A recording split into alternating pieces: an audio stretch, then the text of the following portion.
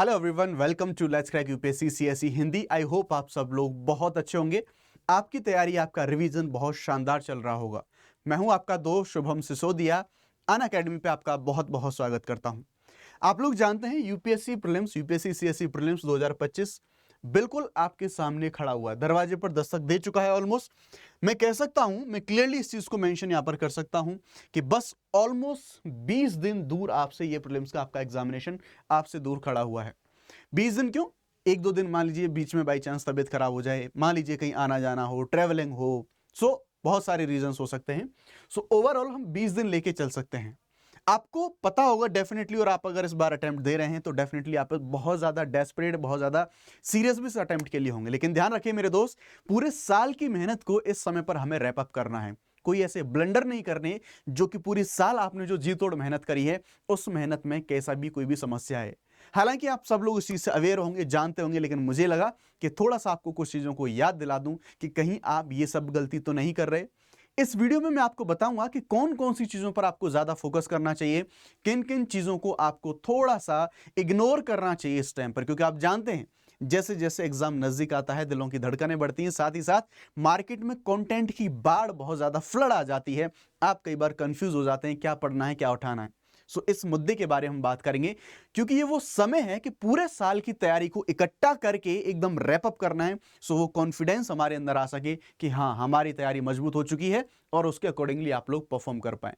तो बस जैसा मैंने आपको यहां पर बताया, आप यहां पर हैं और यहां से और यूपीएससी सेंटर तक, यानी कि प्रीलिम्स के सेंटर तक आपकी जाने की जो यात्रा है, ऑलमोस्ट 20 दिन का ही जो गैप है, ये 20 दिन का गैप बचा हुआ है। इस 20 दिन के गैप को आप कैसे फुलफिल कर सकते हैं, कैसे मैक्सिमम यूटिलाइज कर सकते हैं, उसके बारे में हम लोग बात करेंगे। लेकिन उससे पहले कुछ जो विशेष जानकारी उनके बारे में आपको बता देता हूं।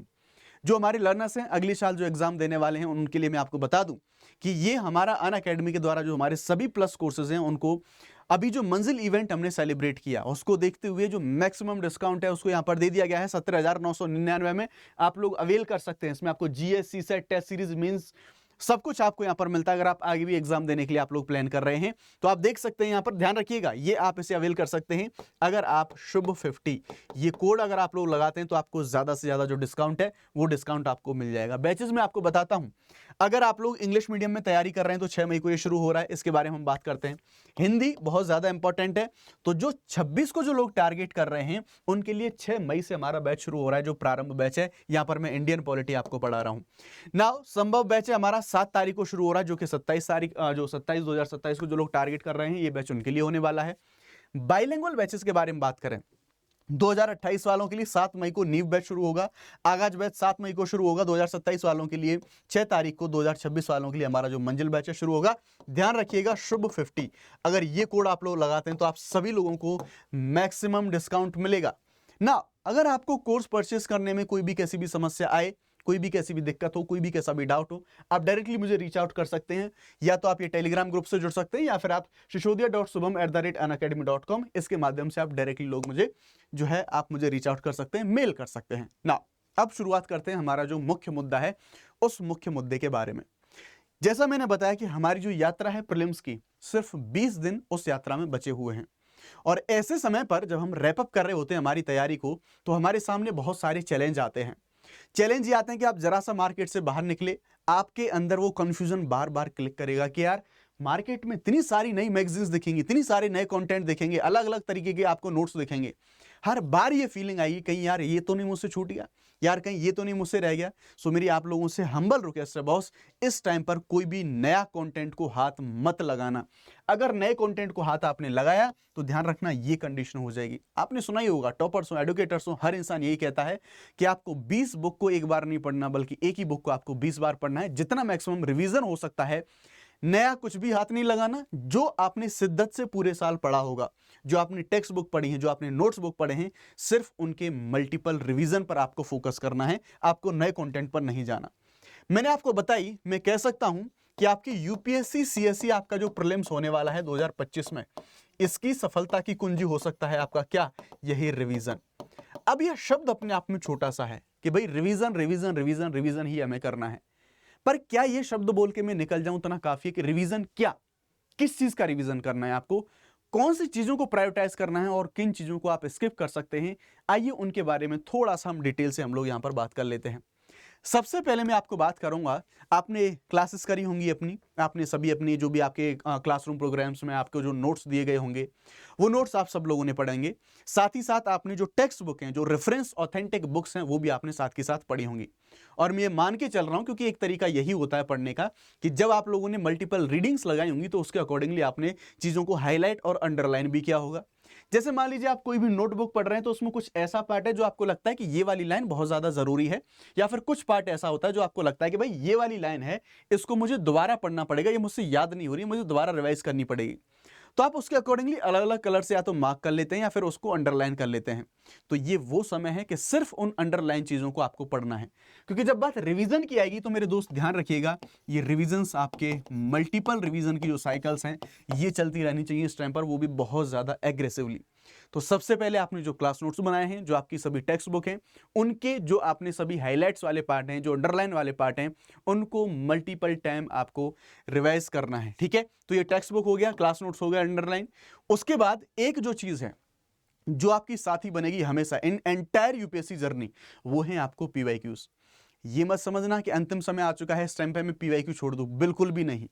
पीवाईक्यू आपको साथ ही साथ रिवाइज करते चलने हैं, साथ ही साथ पढ़ते चलने हैं, उनको भी आपको देखते रहना है। और विशेषतः जब मैं पीवाईक्यू के बारे में बात करूंगा तो आपको इस सेक्शन पर फोकस करना होगा, सी सेट अ बिग ब्लंडर, और स्पेशली फॉर हिंदी मीडियम आपको इस चीज को यहां पर ध्यान रखना होगा।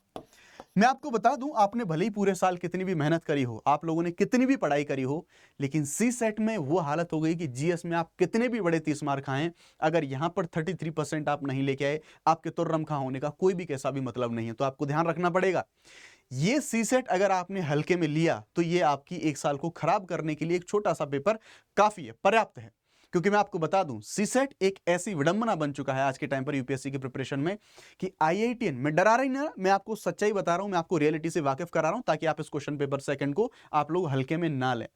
आईआईटीएंस, जो काफी लोग कई बार ओवर कॉन्फिडेंस में आ जाते हैं कि मैं तो इंजीनियरिंग किया है, मैंने तो आईआईटीएंस हूं, व्हाटएवर जो भी आपका उनका जो भी कॉन्फिडेंस का बहुत ज्यादा कॉन्फिडेंस होने का रीजन हो, ऐसे लोग भी 33% मार्किंग है इसको क्रॉस नहीं कर पाते।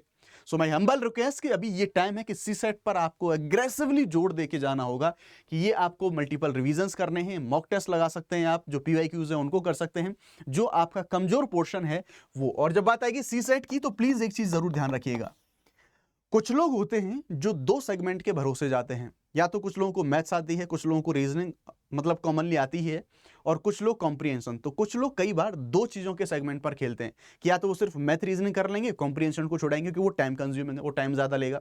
कुछ लोग बोलते हैं यार मैं कॉम्प्रिहेंशन को हाथ नहीं लगाऊंगा, मैं मैथ रीजनिंग करके आऊंगा, या फिर कुछ लोग कहते हैं कि मैं रीजनिंग के साथ कॉम्प्रिहेंशन कराऊंगा, मैथ्स नहीं कराऊंगा। तो आपको पता होगा कि हर साल यूपीएससी ऐसे कुछ ना कुछ गेम खेलता है जिसमें कुछ ना कुछ ब्लंडर्स हो जाते हैं। तो इस चीज के भरोसे मत जाइएगा कि सिर्फ दो सेगमेंट आपके पूरे तरह से आपके एग्जाम को क्वालिफाई करा सकते हैं। तीसरे सेगमेंट में ज्यादा एक्यूरेसी ना आए तो कुछ ना कुछ आपको क्वेश्चंस तो अटेम्प्ट करके ही आने हैं। तो तीनों सेगमेंट की आपकी जो तैयारी है, मैथ्स, रीजनिंग एंड कॉम्प्रिहेंशन, वो तीनों सेगमेंट की आपकी तैयारी जो है यहां पर होनी चाहिए। तो ये थोड़ी सी हमने सी सेट के बारे में बात करी। अब एक चीज, हालांकि आप लोगों को थोड़ी सी अटपटी लग सकती है कि मॉक टेस्ट रिवीजन, आप कहेंगे यार मॉक टेस्ट का रिवीजन कैसे होता है। जी हाँ, मॉक टेस्ट सॉल्व करने की तो हर कोई कहता है कि भाई मॉक टेस्ट हमें सॉल्व करने हैं, लेकिन मैं कह रहा हूं आपसे मॉक टेस्ट का रिवीजन करना है। कैसे? आप सभी लोगों ने अब तक, मैं ये मान के चल रहा हूं कि ठीक ठाक संख्या में, ठीक ठाक मात्रा में आप लोगों ने मॉक टेस्ट लगाए होंगे, और आपने अगर मॉक टेस्ट लगा लिए ठीक ठाक संख्या में तो आपके पास इनका सॉल्यूशन भी होगा, मॉक टेस्ट का सॉल्यूशन भी होगा। और डेफिनेटली जब आपने पढ़ा होगा तो एनालिसिस करके इसको बंद करके रख दिया होगा कि इतने मार्क सही हैं, इतने नेगेटिव में जा रहे हैं, टोटल जो नेट मार्किंग है वो मेरी इतनी बन रही है। मार्क्स को फिलहाल के लिए भूल जाइए। मैं एक्सपेक्ट करके चल रहा हूं कि आपने एक सिस्टमेटिक वे में आपने मॉक टेस्ट लगाए होंगे। मॉक टेस्ट जब आपने एनालिसिस किया होगा तो उस टाइम पर आपसे कुछ क्वेश्चंस गलत हुए होंगे, और उन गलत क्वेश्चंस के जो सॉल्यूशंस थे उनको आपने मार्क किया होगा, या फिर उनके कुछ नोट्स वगैरह बनाए होंगे, जो भी आपका तरीका होगा। तो मॉक टेस्ट में जिन जिन चीजों की गलतियां हुई थी, जिन जिन सेगमेंट में गलतियां हुई थी, उन पर आपको विशेष फोकस करना है, उन चीजों को आपको इंप्रूव करना है। मॉक टेस्ट की मदद आप इस तरह से ले सकते हैं। सिर्फ स्कोर कार्ड नहीं बनाना है कि बस क्वेश्चन सॉल्व किए, देखे और बंद करके रख दिए, उनका सही तरीके से इस्तेमाल करना है इस तरह से। आपने हो सकता है कुछ फैक्ट डायरीज बनाई होंगी, कुछ ऐसे इंपॉर्टेंट फैक्ट जो आपके लिए जरूरी हैं, आपको याद नहीं होते। मान लीजिए अब जैसे जनजातीय विद्रोह रहे, किसान विद्रोह रहे, बहुत सारे लोगों को इनमें कंफ्यूजन हो जाता है। एनवायरमेंट में मान लीजिए आपने कुछ एक्ट्स रहे, ठीक है, यानी कि अलग अलग हमारे जो एक्ट है, 1986 का एक्ट है, 1972 का एक्ट है। उसके साथ साथ अगर हम बात करें तो जैसे ऑर्गेनाइजेशंस रही बहुत सारी, पॉलिटी में कुछ इंपॉर्टेंट चीजें रही। आप स्पेक्ट्रम की बात करेंगे मॉडर्न हिस्ट्री में तो जो पीछे का पार्ट है अपेंडिक्स वाला, वो वाले पार्ट रहे, कुछ लिस्ट रही वो रही, आपका इकोनॉमिक सर्वे रहा, बजट रहा। तो प्रोबेबली हो सकता है, ये हाई चांस है कि आप में से ज्यादातर लोगों के पास एक फैक्ट शीट हो सकती है, एक फैक्ट डायरी हो सकती है। ऐसी चीजें जिन चीजों को आप जल्दी जल्दी भूल जाते हैं, अगर आपके पास कुछ ऐसा कंटेंट है या फिर आपके पास सिनॉप्सिस है, शॉर्ट नोट्स हैं, तो यही वो समय है उन ब्रह्मास्त्रों का आपको उपयोग करना है। ज्यादा से ज्यादा उन चीजों को आपको मल्टीपल टाइम पर उनको रिवीजन करना है। इन चीजों को आपको इस टाइम पर ज्यादा फोकस देना होगा, ठीक है। अब बात आती है यहां पर करंट अफेयर के बारे में। कुछ लोग एकदम पूरी तरह से, जितना एग्जाम नजदीक आता है, कुछ लोग बुरी तरह से पीछे पड़ जाते हैं करंट अफेयर के। कई बार वो लोग स्टैटिक को भूल जाते हैं करंट अफेयर के चक्कर में। उन लोगों के लिए एक राय है मेरी, एक सुझाव है मेरा कि मेरे दोस्त, अकेला करंट अफेयर आपका एग्जामिनेशन कट ऑफ नहीं आपको ला सकता कट ऑफ तक। आपको ध्यान रखना होगा, आपको थोड़ा सा बैलेंस बनाना होगा स्टैटिक में और करंट अफेयर में। करंट अफेयर की जब बात आएगी, आपका स्टैटिक का जो रिवीजन है वो रिवीजन तो चलना ही चाहिए, लेकिन सबसे पहली बात मैं आपको यहां पर कह रहा हूं कि स्टैटिक ऑफ करंट अफेयर, पहली जो चीज आपको करनी है, स्टैटिक ऑफ करंट अफेयर्स का मतलब क्या है।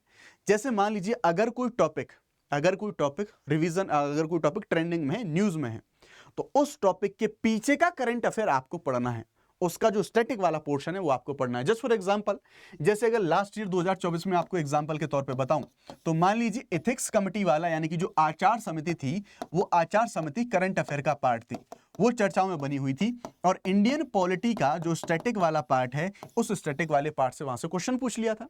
और यही कुछ जो सब्जेक्ट्स हैं उनमें ट्रेंड ऐसा होता है कि अगर कोई टॉपिक करंट में है तो उसके पीछे का जो स्टैटिक पोर्शन है, वो पीछे का स्टैटिक पोर्शन आपको जरूर प्रिपेयर करना है। इसलिए मैं कह रहा हूं कि स्टैटिक ऑफ करंट अफेयर, वो चीज आपको देखनी है। एक आपको जब करंट अफेयर की बारी आएगी तो भाई ऐसा नहीं कि आपके पूरे 24 घंटे सिर्फ करंट के लिए जा रहे हैं।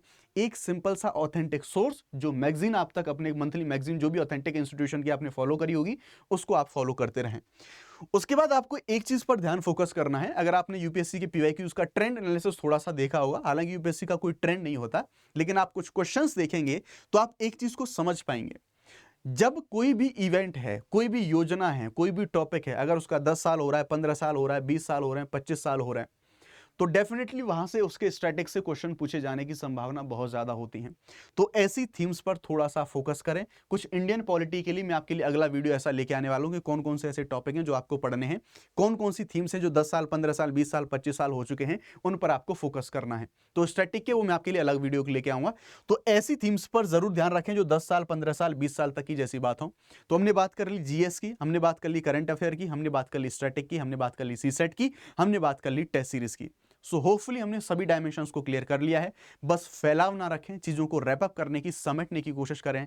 डेफिनेटली आपने पूरी साल तैयारी करी है तो आपकी जो मेहनत है वो जरूर सफलता में बदलेगी। Thank you very much. जय हिंद, bye bye, let's crack it.